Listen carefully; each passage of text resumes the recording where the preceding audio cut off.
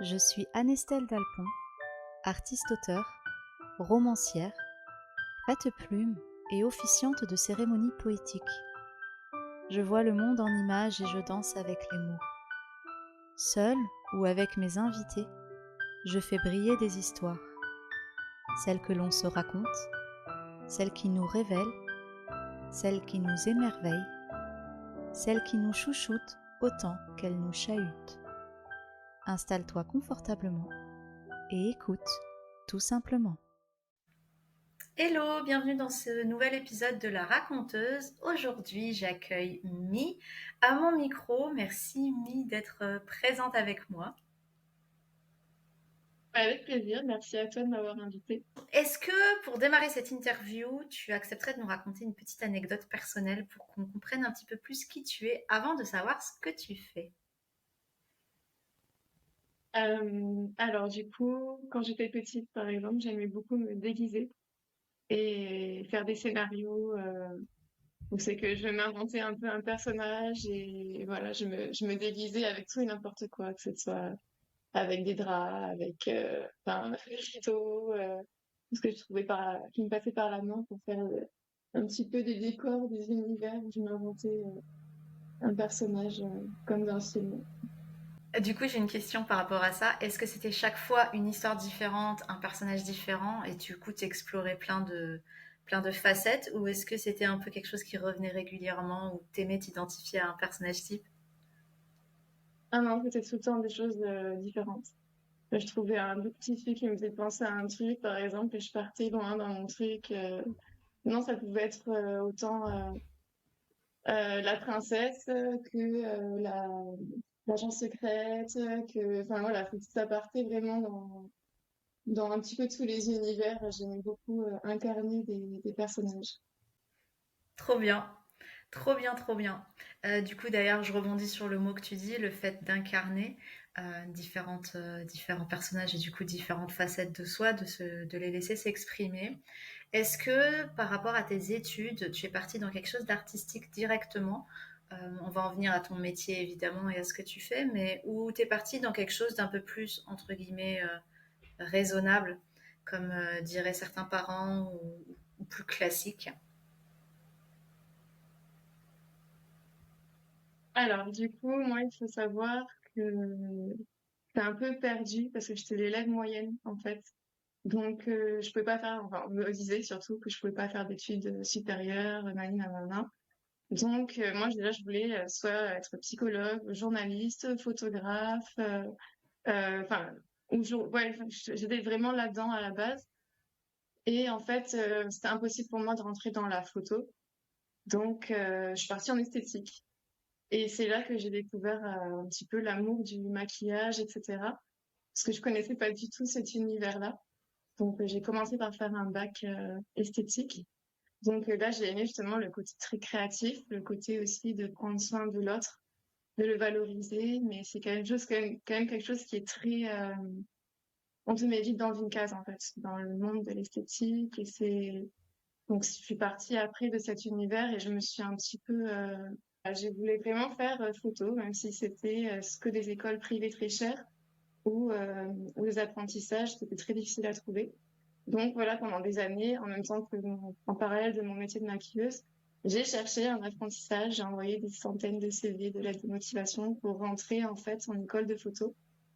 Ce que j'ai réussi par faire, donc je suis rentrée en école photo, j'ai repris en fait un bac. Donc j'ai fait un bac photo.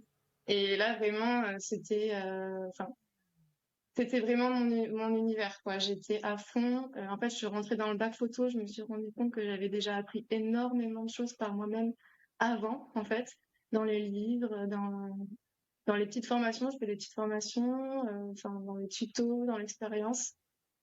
Et j'ai voulu aller plus loin encore, du coup, après mon bac photo. Et je suis partie au Canada, dans la meilleure école photo du Québec. Donc, j'ai vécu une nouvelle expérience complètement dingue là-bas. Et en même temps, ben, j'ai vraiment poussé, en fait, ce métier-là où c'est qu'on a appris aussi à faire ben, de la vidéo. Enfin, on a poussé encore plus le côté retouche. de mise en scène, vraiment des films aussi. On a fait des films, on a fait des prises de son, enfin de la publicité. Enfin, on a vraiment fait de l'exploration spatiale. Enfin voilà, c'était enfin hyper qualitatif et c'est une expérience vraiment qui m'a transformée en fait. Déjà parce que c'était à l'étranger et que ça change une vie de vivre un petit peu à l'étranger, de voir en fait qu'il y a tellement d'autres possibilités dans la vie que notre mode de vie qu'on a l'habitude de voir en fait autour de nous.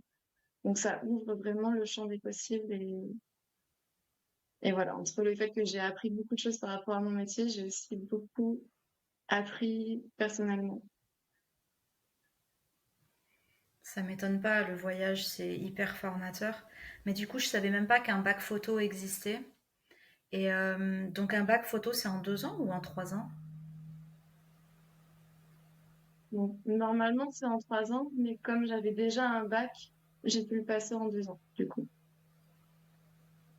D'accord. Et la formation au Québec, là, dans cette école, c'était une année?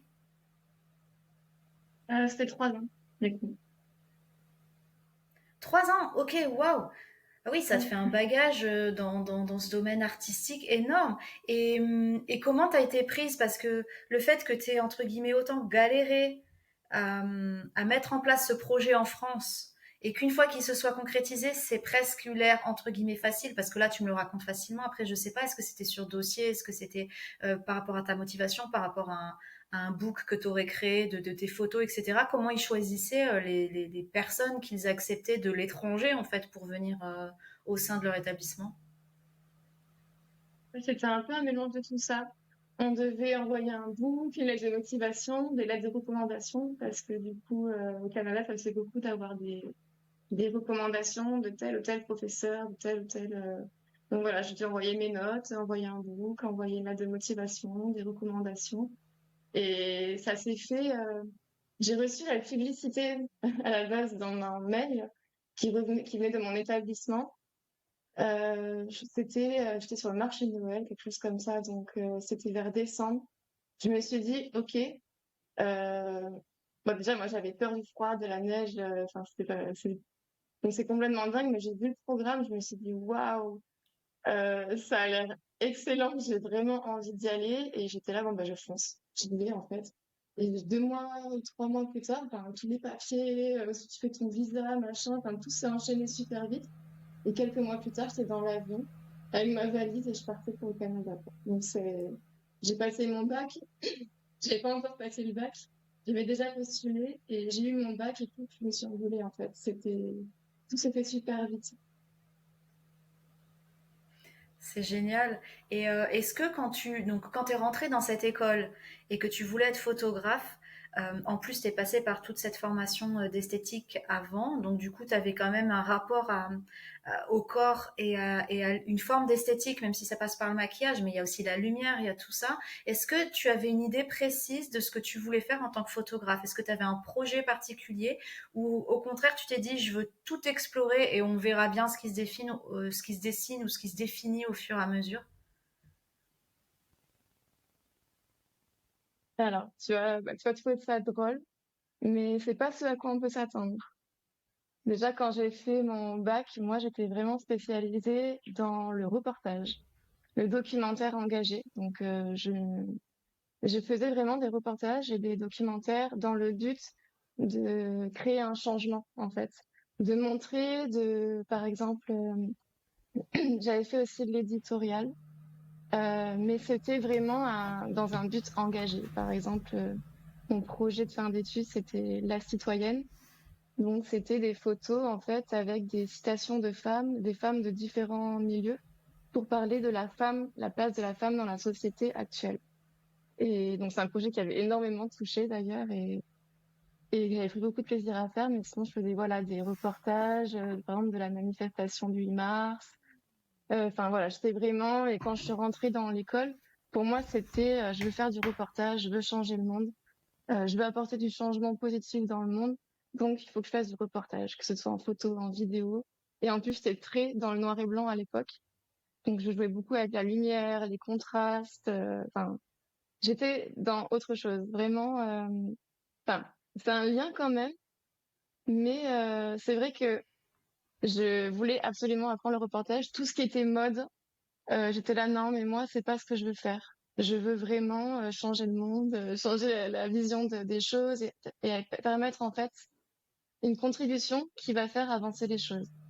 Déjà, je me suis dit: «Mais en fait, ça crée un changement en moi de faire ça». Je faisais des trucs artistiques avec des fleurs, je me mettais dans des situations, j'exprimais des citations en photo, enfin, je m'éclatais et c'est là que je me suis dit: «J'ai envie de prendre des femmes en photo, et qu'elles vivent la même chose que ce que je suis en train de vivre». Et c'est là, en fait, que j'ai commencé à faire ça, donc au début en noir et blanc.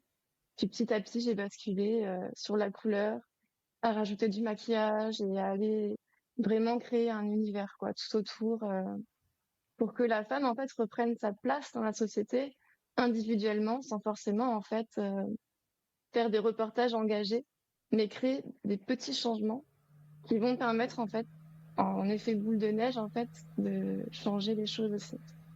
Mais de façon plus douce, en fait. Et plus douce et avec poésie. Il y a énormément de poésie dans ton travail et il y a beaucoup ce côté émerveillement.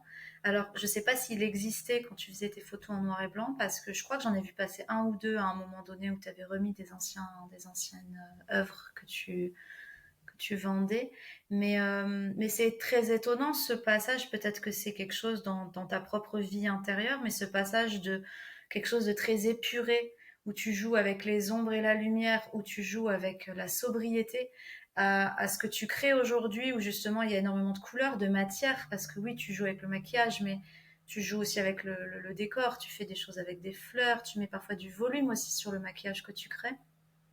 Alors forcément, c'est magnifique parce que ça rajoute un truc que d'autres photographes n'ont pas, dû à ton expérience en tant que maquilleuse, enfin dans l'esthétisme et tout ça. Mais est-ce que tu saurais dire ce qui a fait que tu es passé de ce noir et blanc à cette explosion finalement de matière et de couleur et de lumière aussi? Euh, alors pour moi, le noir et blanc, c'est quelque chose qui permet en fait de figer une émotion. Je sais qu'en fait, on va pas forcément être parasité entre guillemets par les couleurs, etc. Donc c'était vraiment une façon de qu'on voie l'instant en fait. Mais il y avait quand même cette recherche de la beaucoup de douceur qui en dégageait. Et cette profondeur en fait, comme si Ok. on voyait en fait l'âme des personnes. Et en fait, finalement, petit à petit, bah, déjà aussi pour faire ressortir tout ce côté de maquillage, etc., j'ai vraiment commencé à prendre énormément de plaisir à composer et à jouer avec la couleur pour apporter une dimension supplémentaire, finalement. On se concentre peut-être pas forcément que sur l'énergie et l'émotion, mais on est immergé dans un univers encore plus profondément. Donc voilà. Je pense que c'est ça aussi qui a fait que ça a basculé en fait à un moment donné dans la couleur. J'aime toujours le noir et blanc, mais c'est vrai que je vais adorer en fait maintenant composer avec la couleur, les lumières, etc. parce qu'on peut apporter, exprimer quelque chose de supplémentaire en fait. J'ai le sentiment, en tout cas c'est les mots que je mettrais dessus, qu'en fait quand tu travailles en noir et blanc, tu captes quelque chose de l'essence de la personne à l'état brut et sans, comme tu disais, sans rien qui vient parasiter, mais en tout cas sans rien qui vient rajouter de surcouche. Et que quand tu crées ces univers dans la couleur, en fait c'est comme si ça offrait un cadre pour permettre à une autre part de soi qui est peut-être plus cachée ou qui est peut-être plus profondément enfoui, de s'autoriser en fait dans ce décor de lumière et de couleur à s'exprimer. Et que c'est peut-être plus facile pour la femme de capter son essence à un instant T, mais que pour elle, le travail est peut-être plus difficile d'accepter en fait, de révéler une part que d'habitude on met pas forcément en lumière, parce que nous les femmes, on a tendance quand même plus facilement à s'effacer, à se faire petite et sage. Est-ce que Est-ce que pour toi, tu as le sentiment, les femmes pour qui tu crées tout ça, est-ce qu'elles te disent que justement, plus maintenant qu'avant quand tu travaillais en noir et blanc, que ça a révélé quelque chose qu'elles savaient peut-être pas qu'elles avaient? J'avais déjà ce genre de retour quand je faisais du noir et blanc. Mais c'est vrai que, en Ok. fait, la couleur permet d'exprimer des choses différentes. Mais en noir et blanc, oui, j'ai reçu vraiment des beaux témoignages, des beaux retours de personnes qui me disaient que ça avait réveillé quelque chose en elles, dérivé des parts de féminité, de sensualité, que justement on cherche à cacher un peu des fois sous des couches et de se reconnecter à soi et finalement d'être regardé vraiment en fait. Euh, Regarder pour de vrai, pas simplement dans le but de faire des jolies photos, mais vraiment de regarder la personne telle qu'elle est quoi. Et, et finalement je trouve qu'il y a ce côté plus créatif. En fait, on peut plus s'amuser avec la couleur dans le sens où même les couleurs expriment des choses, enfin, elles expriment des émotions, elles expriment des univers. Et en fait, on peut encore plus composer pour exprimer encore plus de choses, en fait. Plus que juste des émotions qu'on a au fond. Enfin, je sais pas si c'est très clair ce que je raconte, mais... Ça l'est, t'inquiète, ça l'est. Et j'aime beaucoup les mots que tu poses sur ton travail et sur ce que ça permet aux femmes. Et est-ce qu'aujourd'hui, parce que d'habitude, enfin en tout cas comme moi, je rencontre des femmes qui sont photographes et qui offrent cette façon d'expression à d'autres femmes, elles le font, on va dire, lors d'un shooting. Alors ça peut durer une demi-heure, ça peut durer une heure et demie, ça peut durer 2 heures, etc. Toi, quelle est ton approche et comment tu vois les choses? Est-ce que c'est juste un moment ou est-ce que la photo vient à la fin d'un processus et d'un accompagnement? Comment tu fonctionnes? Alors, moi, déjà, les shootings d'une demi-heure, c'est pas mon truc. Parce que je trouve qu'on n'a pas le temps déjà de créer quelque chose, en fait, d'échanger, enfin, même de se détendre, en fait, même au début d'un shooting, on est un petit peu plus stressé, et petit à petit, on se détend. Donc, 30 minutes, je trouve, c'est un peu court, quand même, pour un shooting. Et en fait, du coup, moi, je fais tout un processus en amont, en fait, avant même de penser au shooting même. Donc, déjà, je vais beaucoup échanger avec la cliente pour comprendre, en fait, pourquoi elle veut faire ce shooting, ce qu'elle aimerait faire ressortir, les couleurs qui lui plaisent, si elle a des idées ou pas. Et en fait, je vais créer tout un mood board, ou deux ou trois en fonction, pour qu'elle puisse choisir, en fait, et me dire, ah, ça, j'aime bien, ah oui, j'adore ça, nanana, pour ensuite créer quelque chose de vraiment sur mesure, en fait. De A à Z, que ce soit au niveau du décor, du maquillage, de l'idée, en fait, de l'ambiance. Et une fois que ça s'est calé, on va ensuite se retrouver en vrai. Donc, c'est un échange, un moment de partage, en fait. D'échange, c'est pas, allez hop, on va faire le shooting, non, on va vraiment prendre le temps déjà d'échanger.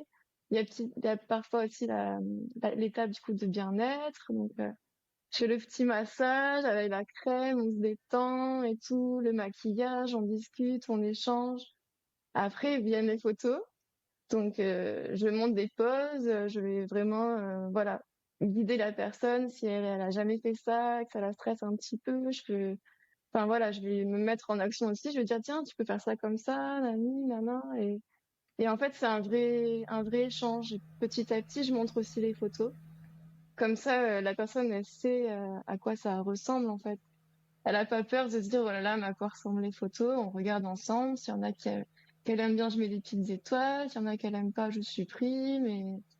Et ensuite viendra le processus de tri. Donc là, je vais déstocker toutes mes images et je vais sélectionner les meilleures en prenant en compte du coup les petites étoiles que j'ai mis lors du shooting pour que ce soit vraiment les photos préférées de ma cliente et les photos où elle sort le mieux. J'aime pas les photos non plus redondantes. Si c'est deux fois la même pose mais qu'il y a juste la tête qui tourne à droite, je trouve que ça raconte pas quelque chose d'assez différent. Donc du coup, je vais vraiment prendre des photos très différentes qui vont vraiment dégager quelque chose de fort et de différent en fait. Et ensuite vient la partie de la retouche où c'est que je vais vraiment faire une retouche en Dodge and Burn, c'est-à-dire une retouche avancée comme pour les magazines de mode. Sauf que je ne fais pas comme les magazines de mode, je ne vais pas changer la morpho ou voilà, changer la personne telle qu'elle est, quoi. Mon but, c'est de faire un mélange de tu mérites d'être en couverture de magazine, mais tel que tu es, en fait, sans te changer parce que tu es déjà très bien tel que tu es. Tu as ton propre charme et c'est le cas de tout le monde. On est tous différents, donc on a tous nos propres atouts, notre propre énergie et c'est ça en fait que j'essaie de faire ressortir.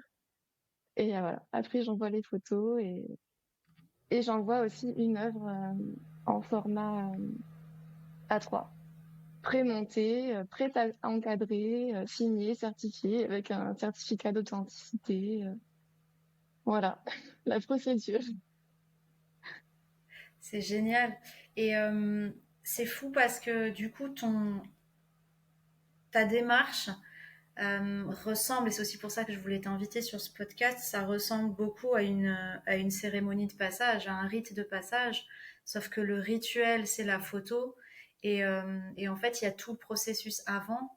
La photo, ça va être la partie émergée de l'iceberg, c'est ce qui reste, ce qu'on voit, qui est physique, mais il y a tout ce qui se passe avant, et j'imagine que les femmes qui font appel à toi, elles veulent aussi, si elles veulent faire ces photos à un instant T et qu'elles sont prêtes pour vivre cette aventure-là, surtout dans cette mise en scène-là, c'est qu'il y a un cheminement intérieur qui les a emmenés à ça, et que du coup, c'est comme l'aboutissement d'un cheminement, et pour montrer finalement la femme que je suis, ou en tout cas une facette de la femme que je suis dans les histoires, parce que du coup, tu discutes beaucoup et tu crées ce lien-là. Est-ce que tu retrouves ça, des transformations, des chemins, je sais pas, de guérison intérieure, des choses comme ça? Complètement. Ça vient souvent, c'est souvent ça d'ailleurs. Enfin, c'est des personnes qui ont vécu quelque chose ou une transition et qui veulent marquer en fait ce nouveau départ.